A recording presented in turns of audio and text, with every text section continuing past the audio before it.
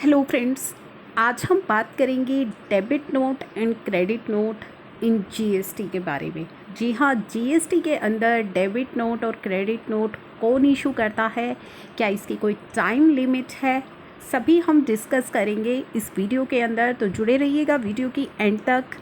और इससे पहले चैनल को सब्सक्राइब कर लीजिएगा ताकि सभी इम्पॉर्टेंट अपडेट्स आपको मिलते रहें। तो दोस्तों, डेबिट एंड क्रेडिट नोट के लिए हम चलते हैं सेक्शन 34 पे। सेक्शन 34 ऑफ सीजीएसटी एक्ट बात करता है डेबिट एंड क्रेडिट नोट्स की।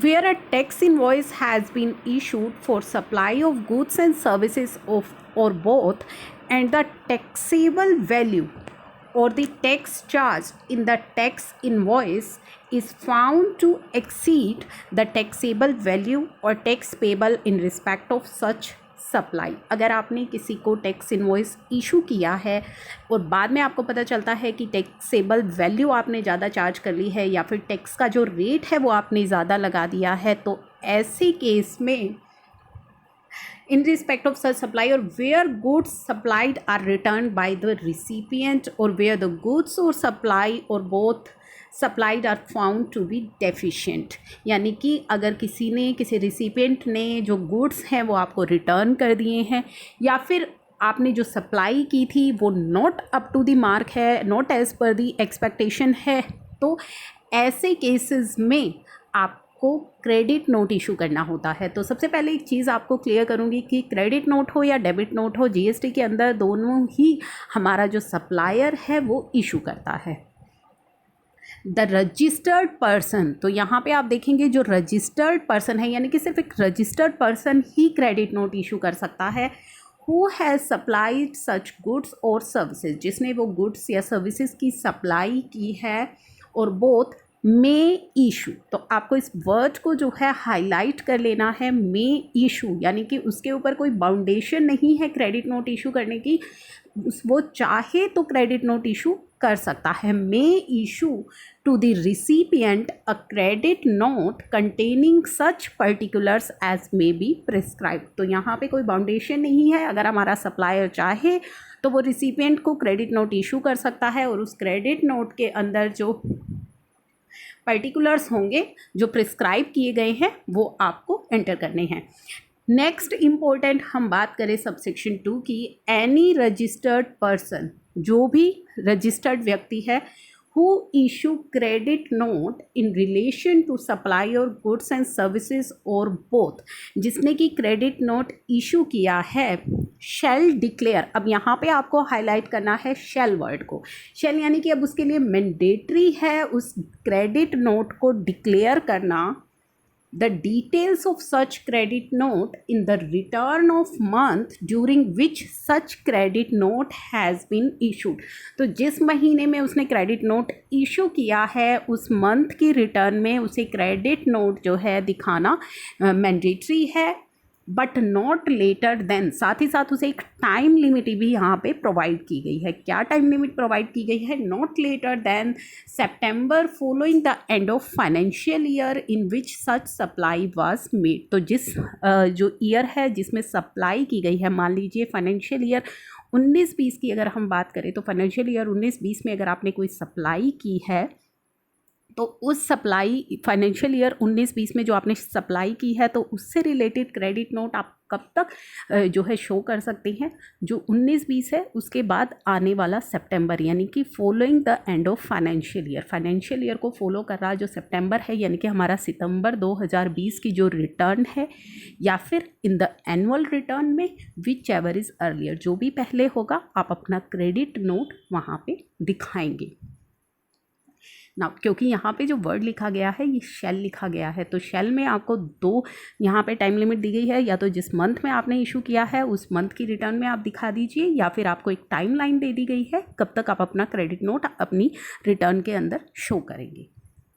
And the tax liability shall be adjusted in such a manner as may be prescribe, तो जो प्रिस्क्राइब किया गया है मैनर, उसके अकॉर्डिंगली आपकी जो टैक्स लाइबिलिटी है वो भी एडजस्ट कर दी जाएगी। तो ये चीज़ जो है मैनर जो प्रिस्क्राइब किया गया है ये आगे मैं आपको बताने वाली हूँ। कि किस प्रकार से ये एडजस्ट होगी। अब यहाँ पे नेक्स्ट बात आ जाती है एक बहुत ही important point, provided that no reduction in output tax liability. आपने टैक्सेबल वैल्यू ज़्यादा चार्ज कर दी है, यानी कि आपने टैक्स जो है गवर्नमेंट को ज़्यादा पे कर दिया है। जब आप क्रेडिट नोट इशू करेंगे तो आप अपनी टैक्स लायबिलिटी को कम करेंगे। कॉमन सी ये चीज़ है कि अगर आप क्रेडिट नोट इशू करेंगे तो आप अपनी टैक्स लायबिलिटी को, आउटपुट टैक्स लायबिलिटी को रिड्यूस करेंगे। Provided that no reduction in output tax liability of the supplier shall be permitted if the incidence of tax and interest on such supply has been passed on to any other person। तो यहाँ पे ये important जो note है ये आपको carefully समझना है। आप अपनी आउटपुट टैक्स लायबिलिटी उन केसेस में रिड्यूस नहीं कर सकते हैं जहाँ पे आपने टैक्स का बर्डन किसी दूसरे व्यक्ति पर पास कर दिया हो। फॉर एग्जांपल, अगर आप किसी अनरजिस्टर्ड पर्सन को सेल कर रहे हैं, ऐसे केस में अगर उसने आपको सेल रिटर्न कर दी है और उसने जो सेल रिटर्न की है, आपने उसकी सेल रिटर्न की जो पेमेंट उसको करी, उसमें आपने टैक्स की पेमेंट नहीं की, क्योंकि आपने कहा कि मैं टैक्स की तो लायबिलिटी जो है पे कर चुका हूँ गवर्नमेंट को। तो मैं, मान लीजिए आपने कोई भी 1000 रुपये का कोई आइटम सेल किया था, उसके ऊपर आपने टैक्स चार्ज किया, 100 रुपये का मान लीजिए आपने चार्ज कर लिया और दे दिया। उसके बाद जब आपने सेल रिटर्न ली तो आपने उसको 1000 रुपये वापस किए। वो जो 100 रुपये का टैक्स था वो आपने उसको वापस नहीं किया। किस कंडीशन पे कि वो तो ऑलरेडी आप गवर्नमेंट को डिपॉजिट करा चुके हैं, वो वापस नहीं होगा, यानी कि आपने टैक्स का जो बर्डन है वो दूसरे व्यक्ति पर पास कर दिया। तो ऐसे केस में आप अपनी आउटपुट टैक्स लायबिलिटी उस क्रेडिट नोट के जरिए रिवर्स नहीं कर सकते, रिड्यूस नहीं कर सकते हैं। तो ये इंपॉर्टेंट चीज़ है जो आपको ध्यान में रख करके चलनी है। अब बात आती है, ये तो हमने बात की क्रेडिट नोट की, अब बात आ जाती है हमारे डेबिट नोट की। तो क्रेडिट नोट में मैंने आपको अभी तक क्या चीज़ें बताई है कि क्रेडिट नोट किन किन केसेस में आप इशू करेंगे। एक सप्लायर ही क्रेडिट नोट इशू करेगा और कब तक वो अपनी रिटर्न में उसको शो कर सकता है। अब हम बात करेंगे अपने डेबिट नोट की। Where a tax invoice has been issued for supply of goods or services or both, यानी कि आपने टैक्स इनवॉइस इशू कर दिया है। डेबिट नोट, क्रेडिट नोट आप एक टैक्स इनवॉइस के अगेंस्ट ही इशू करते हैं। And the taxable value or tax charged in that invoice is found to be less than the taxable value or tax payable in respect of such supply। अगर आपने taxable value उस invoice में कम लगा दी है या गलती से आपने कम रेट लगा दिया है, रेट 18% का था लेकिन गलती से आपने 12% रेट लगा दिया है, the registered person, credit note में भी ये चीज़ थी कि रजिस्टर्ड पर्सन ही इशू करेगा और डेबिट नोट में भी यही चीज़ है कि एक रजिस्टर्ड पर्सन ही इसे इशू करेगा। Who has supplied such goods or services or both shall issue to the recipient. अब यहाँ पे आपको जो है हाईलाइट करना है वर्ड शैल को। अभी आपने क्रेडिट नोट में देखा था, क्रेडिट नोट में आपको कहा गया था may issue to the recipient a credit note, यानी कि अगर सप्लायर चाहे तो वो कर सकता है क्रेडिट नोट इशू, कोई उसके ऊपर फाउंडेशन नहीं थी। लेकिन डेबिट नोट के केस में आप देख पा रहे हैं shall issue to the recipient a debit note, यानी कि यहाँ पे डेबिट नोट इशू करना मैंडेटरी है। अगर आपने कम रेट लगा दिया है टैक्स का या आपने टैक्सेबल वैल्यू कम लगा दी है किसी भी टैक्स इनवॉइस के अंदर, तो आपके लिए मैंडेटरी है डेबिट नोट इशू करना। Containing such particulars as may be prescribe. तो दोनों चीज़ों में आपको ये जो दिखाई दे रहा है, आपको यहाँ पे शेल वर्ड को हाईलाइट कर लेना है। Any registered person who issue a debit note, जो भी रजिस्टर्ड व्यक्ति डेबिट नोट इशू करेगा in relation to supply of goods or services or both shall declare the detail of such debit note in the return of the month during which such debit note has been issued। तो debit note के case में क्या है कि जिस महीने में आपने डेबिट नोट इशू किया है तो उस महीने की रिटर्न में आपको वो दिखाना है। मान लीजिए मार्च मंथ में आपने डेबिट नोट किया है तो मार्च की जो रिटर्न आप अप्रैल में फाइल करेंगे, GSTR 3 जब आप फाइल करेंगे तो आपको उसमें दिखाना होगा। And the tax liability shall be adjusted in such manner as may be prescribed, और उसी अकॉर्डिंगली आपकी जो टैक्स लायबिलिटी है वो भी एडजस्ट कर दी जाएगी, यानी कि आपका जो टैक्स बर्डन है वो बढ़ जाएगा। तो आपने क्रेडिट नोट और डेबिट नोट में यहाँ पे देखा है कि क्रेडिट नोट में आपको टाइमलाइन दी गई है, लेकिन डेबिट नोट के केस में आपको उसी मंथ में डेबिट नोट दिखाना है जिस मंथ में आपने इशू किया है। तो ये दो चीज़ें आपको अच्छे से आई होप क्लियर हो गई हैं। चलिए अब हम बात करते हैं एक बहुत ही इम्पोर्टेंट चीज़ की, क्रेडिट नोट जब आप इशू करेंगी तो वहाँ पे आपको अपनी टैक्स लायबिलिटी को रिड्यूस करना होगा। लेकिन यहाँ पे सवाल ये उठता है कि गवर्नमेंट आपको तब तक ये अलाउ नहीं करती है जब तक कि आपका जो रिसिपिएंट है जिसको आपने क्रेडिट नोट इशू किया है वो अपना आईटीसी रिवर्स नहीं करता।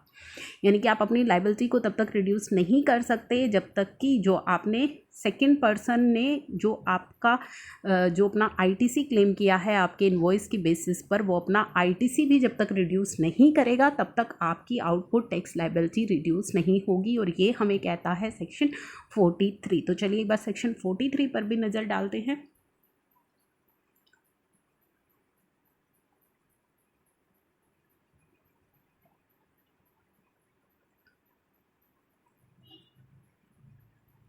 तो दोस्तों यहाँ पे सेक्शन 43 बात करता है matching, reversal and reclaim of reduction in output tax liability. The details of every credit note relating to outward supply furnished by registered person जो कि सप्लायर है for a tax period shall in such manner and within such time as may be prescribed be matched, वो match की जाएंगी जो आप detail credit note के अंदर डालेंगे with the corresponding reduction in the claim for ITC by the corresponding registered person. तो आप जो क्रेडिट नोट की आपकी जो डिटेल्स होंगी जिससे आप अपनी आउटपुट टैक्स लायबिलिटी रिड्यूस करना चाहते हो वो मैच की जाएंगी कोरस्पॉन्डिंग रिसिपिएंट से जिसने कि उस टैक्स इनवॉइस के बेसिस पर ज़्यादा आईटीसी क्लेम कर लिया है।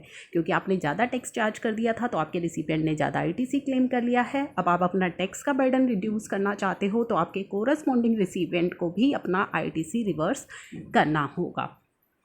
For duplication of claim for reduction in output tax liability, या मैच किया जाएगा कि आपने अपनी आउटपुट टैक्स लायबिलिटी को जो है दोबारा रिड्यूस तो नहीं कर लिया, डुप्लीकेशन तो नहीं होगी उसके अंदर।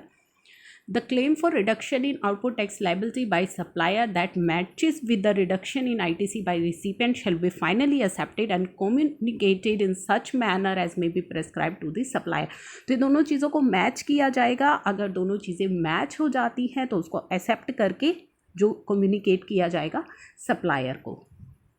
Where the reduction in output tax liability in respect of outward supply exceed the reduction corresponding reduction in the claim of ITC or corresponding credit note is not declared by recipient in the valid return, the discrepancy shall be communicated to both the person। अगर कोई भी unmatch होगा या फिर आपके recipient ने अपने return में क्रेडिट नोट की डिटेल्स को नहीं शो किया तो वो जो मिसमैच है वो कम्युनिकेट किया जाएगा दोनों को। जो डुप्लीकेशन भी होगी वो भी सप्लायर को कम्युनिकेट की जाएगी। फिफ्थ पॉइंट देखिए, the amount in respect any discrepancy is communicated, अगर की जाएगी, अगर वो रेक्टिफाई नहीं करता आपका रिसिपिएंट अपनी रिटर्न के अंदर, shall added to the output tax liability of supplier, तो वो आपके सप्लायर की आउटपुट टैक्स लायबिलिटी में ऐड कर दी जाएगी अमाउंट। अगर आप खुद से डिडक्शन ले लेते हैं लेकिन आपका सप्लायर जो है रिसिपिएंट जो है अपनी रिटर्न में उस चीज़ को नहीं करता है, रिड्यूस रिवर्स नहीं करता है अपना आईटीसी, तो सप्लायर की जो आउटपुट टैक्स लायबिलिटी है उसको बढ़ा दिया जाएगा। in such a manner as may be prescribed in his return for the month succeeding the month in which discrepancy is communicated। तो आपने अपनी आउटपुट टैक्स लायबिलिटी रिड्यूस कर ली लेकिन आपके रिसिपिएंट ने अपने आईटीसी को जो है रिवर्स नहीं किया, तो उस महीने में जो आपने रिड्यूस की है वो अगले महीने की रिटर्न में आपकी जो है ऐड कर दी जाएगी दोबारा से। नाउ इसी तरीके से कोई डुप्लीकेशन भी होगी तो वो भी आपकी ऐड कर दी जाएगी। अब चलते हैं पॉइंट नंबर 7 पर। The supplier shall be eligible to reduce his output tax liability the amount added under subsection 5 if the recipient declared the details of credit notice is valid return within the time specified in subsection 9 of section 39। तो जो आपकी output tax liability आपकी बढ़ा दी गई है उसे बाद में रिड्यूस कर दिया जाएगा अगर बाद में आपका रिसिपिएंट अपनी रिटर्न के अंदर उस क्रेडिट नोट को शो कर देता है। A supplier whose output tax liability has been added under subsection 5 or subsection 6 shall be liable to pay interest at the rate specified under subsection 1 of section 50 in respect of amount so added from the date of such claim of reduction in output liability till the corresponding additions are made under this subsection। तो बहुत important point है, ये आपको समझना है कि जो आपने अपनी आउटपुट टैक्स लायबिलिटी रिड्यूस कर ली थी लेकिन आपके रिसिपिएंट ने, जो आपका कोरस्पॉन्डिंग रिसिपिएंट है, उसने आपका वो जो क्रेडिट नोट की डिटेल्स अपनी रिटर्न में नहीं दिखाई और अपना आईटीसी रिवर्स नहीं किया था, लेकिन आपने अपनी आउटपुट टैक्स लायबिलिटी को रिड्यूस कर लिया था। तो जिस दिन से आपने अपनी आउटपुट टैक्स लायबिलिटी रिड्यूस कर ली थी, उस दिन से लेकर जब आपकी दोबारा एडिशन की गई तब तक के पीरियड का आपको इंटरेस्ट पे करना होगा।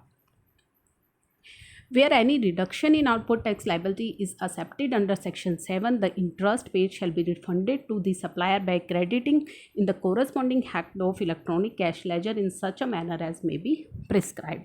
अगर आपका रिसिपिएंट जो है रिड्यूस कर लेता है अपना ITC और ये चीज़ एक्सेप्ट हो जाती है, तो आपसे जो इंटरेस्ट लिया गया है वो आपको वापस कर दिया जाएगा आपकी इलेक्ट्रॉनिक कैश लेजर के अंदर।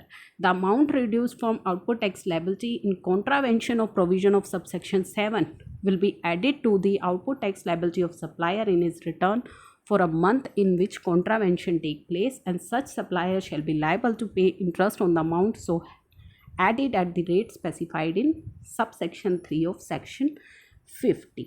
तो अगर आपने कोई रिड्यूस कर ली है अपनी output tax liability in contravention of the subsection 7, तो आपको उस आउटपुट टैक्स लायबिलिटी पर इंटरेस्ट पे करना होगा as per subsection 3 of section 50। जो कॉन्ट्रावेंशन कहता है कि आपने रिड्यूस कर ली है, लेकिन आपका जो रिसिपिएंट है उसने अपनी रिटर्न में क्रेडिट नोट की डिटेल्स नहीं डाली हैं और अपनी आउटपुट अपना जो आईटीसी है उसे रिवर्स नहीं किया है।